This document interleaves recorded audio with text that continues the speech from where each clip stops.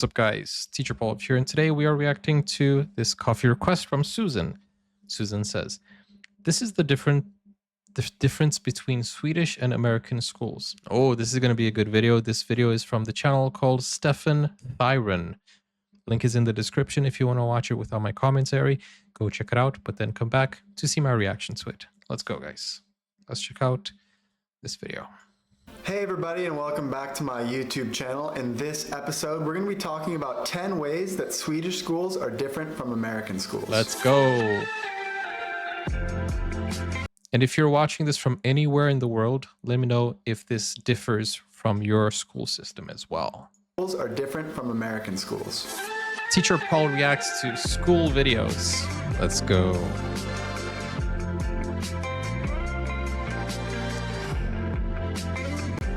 Swedish versus American schools.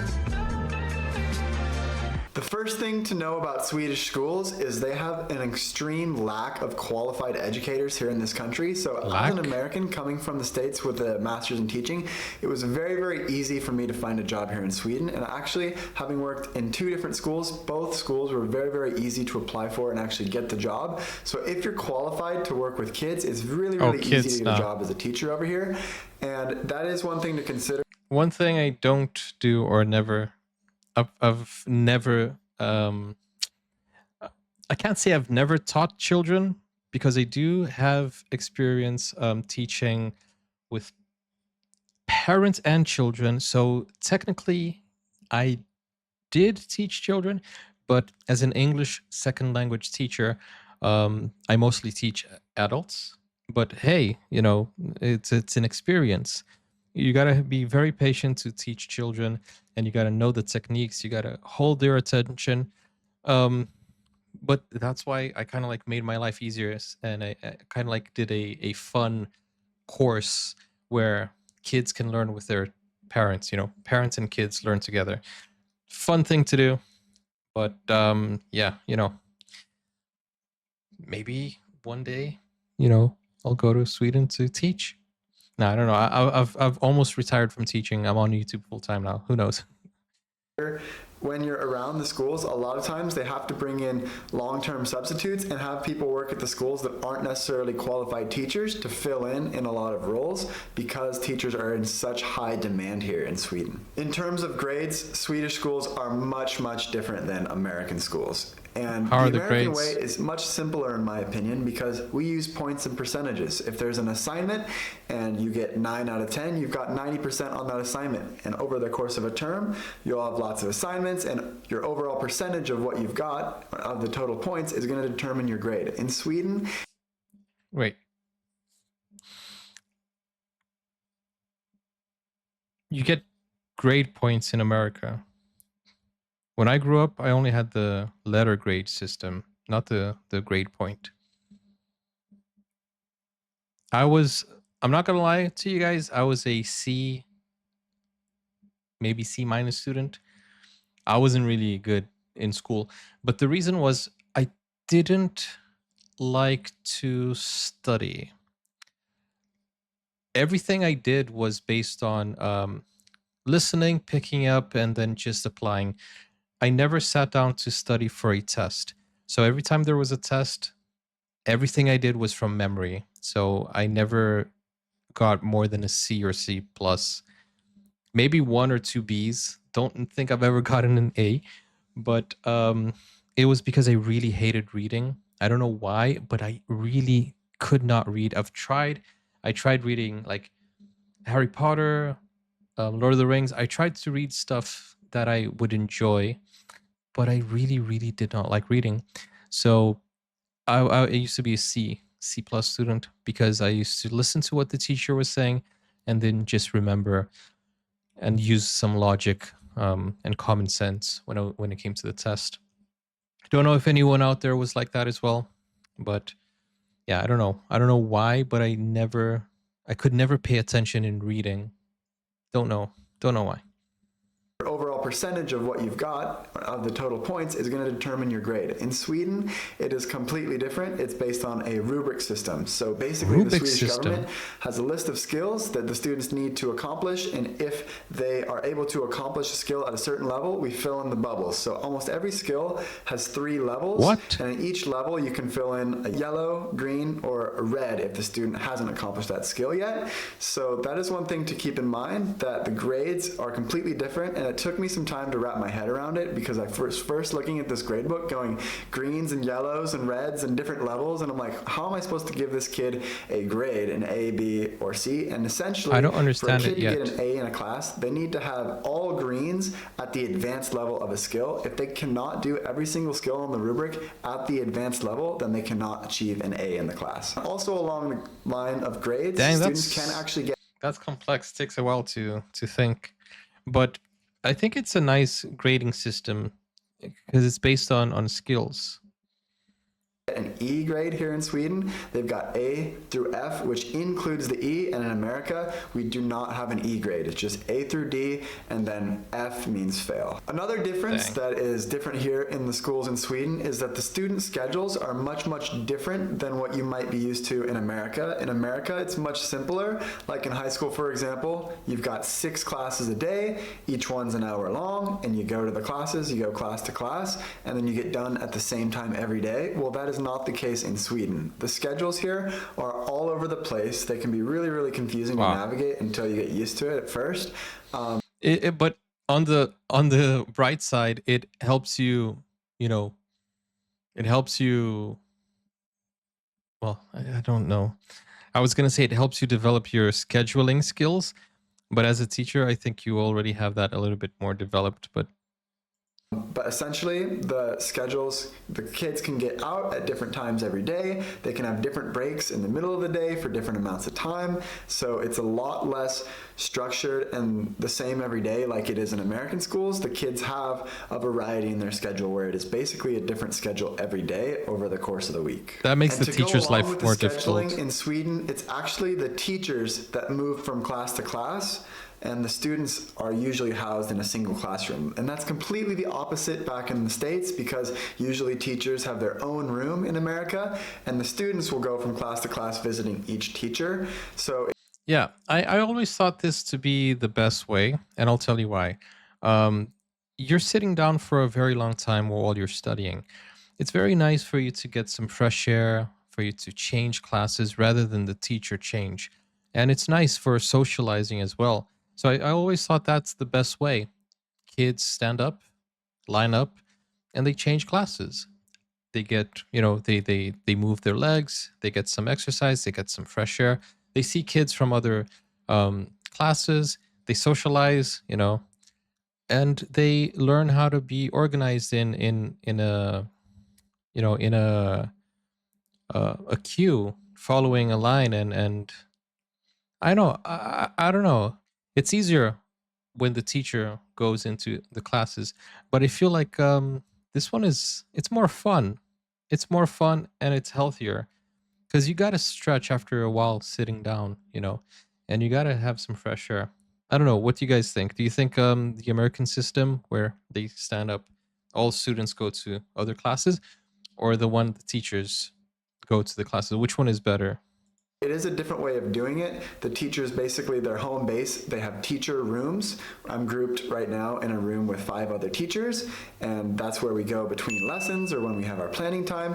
But as a teacher, I actually prefer to have my own classroom, so that is one thing that I prefer about the American system. Yeah, but it there are sounds definitely nice. advantages to doing it both ways. One thing that kind of surprised me about Swedish schools, and in particular private schools, is at Swedish private schools, the students do not have to pay to attend. It's actually illegal to charge students for school at the lower grades. That is so all nice. of the private schools are funded by the government, and the government actually gives the schools a certain amount of money based on how many students are attending the school. That is so which nice. was kind of mind-boggling for me, because in America, most times private schools are very, very expensive.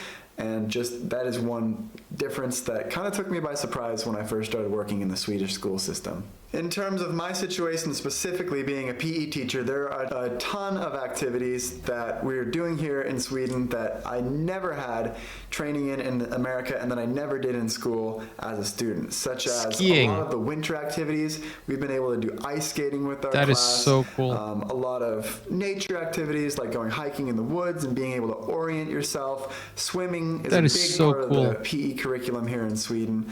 Dance is a big part of the curriculum here in Sweden as well for PE. I never remember having a lot of dance going through school myself in my own PE classes, but I actually had to teach dance at my previous school. So there are a lot of things that are different in terms of the curriculum, and especially some of the winter activities.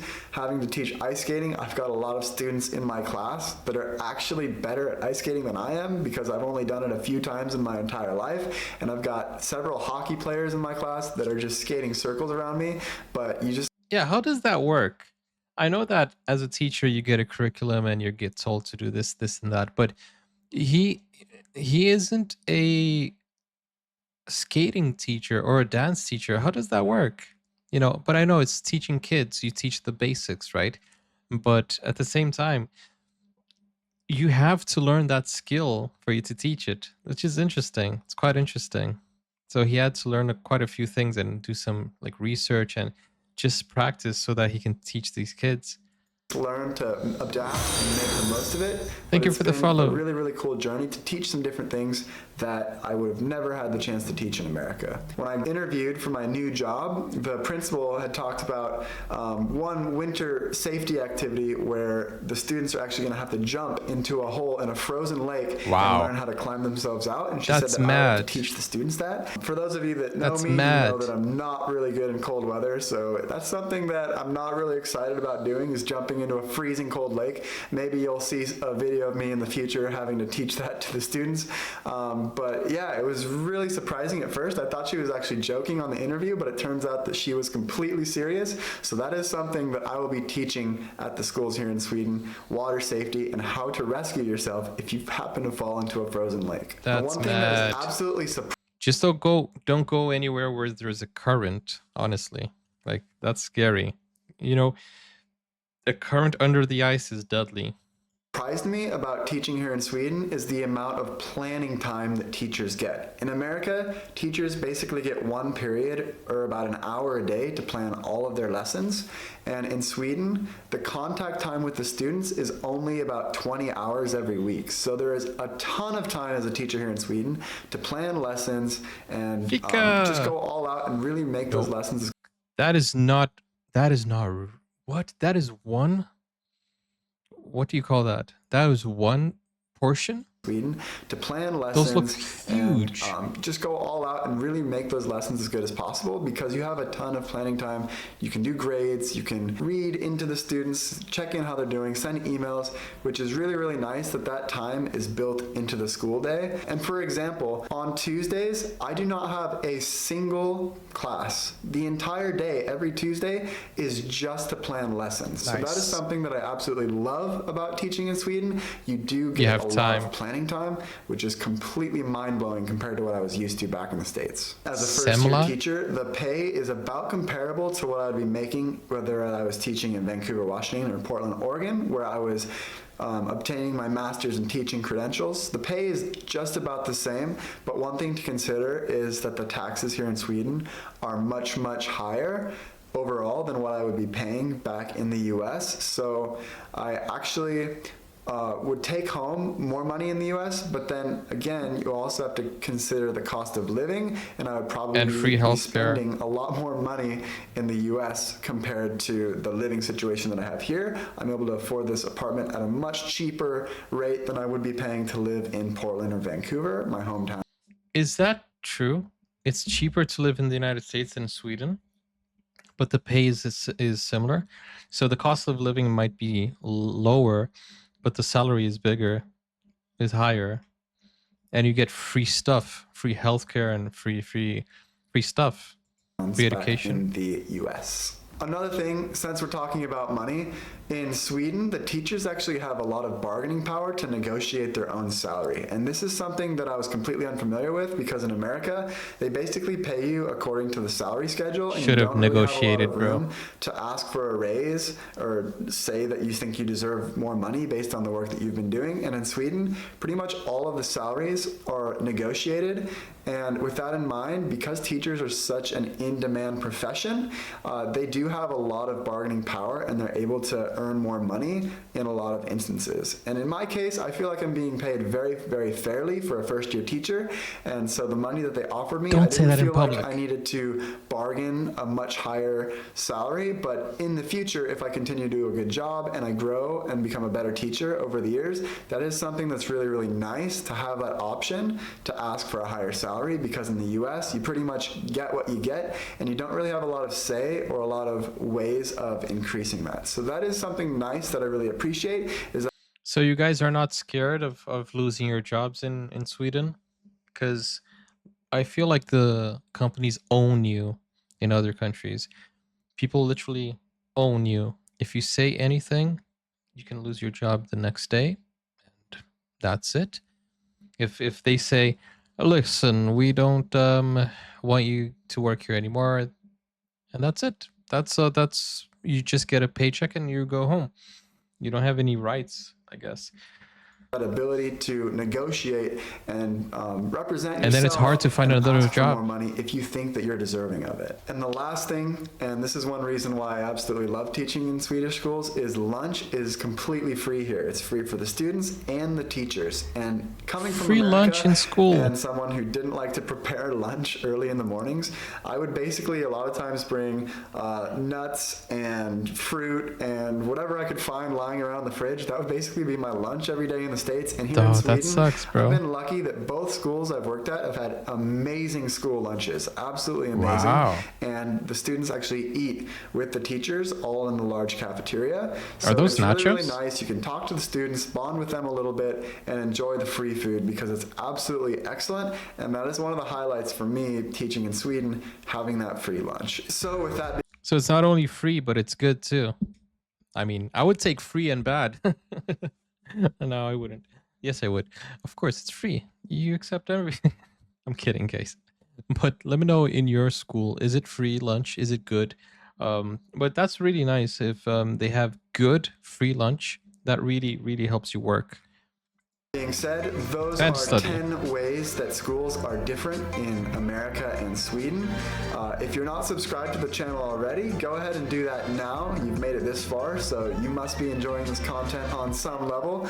Go ahead and give me a like and comment on anything that surprised you, whether you're going to school in America or Sweden. It's been really, really fun to see the differences in the two countries in many, many ways, the school system being one of those ways. So stay tuned for future videos so I can highlight some of the differences between America and Sweden, because I've got a ton more videos coming out and I'm super excited to share them with all of you guys. So if you're subscribed, thanks so much, and I will see you in the next video. Okay, that's pretty cool. That's a nice video, nice explanatory, and it's really interesting to see how things are different in different parts of the world. Because if you go to different countries, you might be surprised how little people have rights, like how little rights people have, because it's it's crazy. Uh, like only if you go to these countries you can understand why people are so afraid of losing their jobs, so afraid of talking back to the manager or sharing their thoughts. It feels like it's a yes sir society or a yes ma'am society, because if you say anything other than yes sir, yes ma'am, you might lose your job, and then it will be hard for you to find another job. And also, free lunch is, I think it's a good thing for the company, because your your employee won't be worried about lunch. They can just sit and have lunch and go back to work. That's what most people want. Your employees to just be happy and go back to work. And if they are worried about their lunch, they get stressed and they have to go out and they take more time than they need to.